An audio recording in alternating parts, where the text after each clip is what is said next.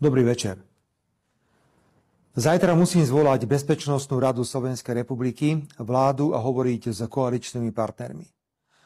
Hneď potom odcestujem do Paríža na bojovú poradu o Ukrajine, ktorú narýchlo v priebehu ostatných hodín zvolal francúzsky prezident a ktoré sa podľa všetkého zúčastnia všetky členské štáty Európskej únie, ako aj niektoré nečlenské štáty, ktoré sú však členmi NATO.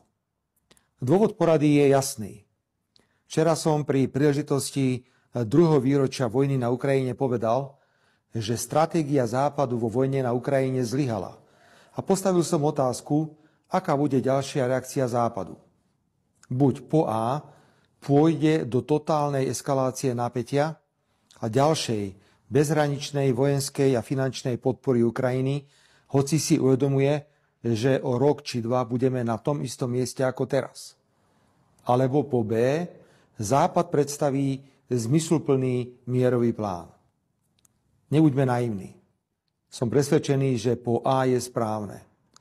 Z informácií o témach, o ktorých máme zajtra hovoriť, ide mráz po chrbte.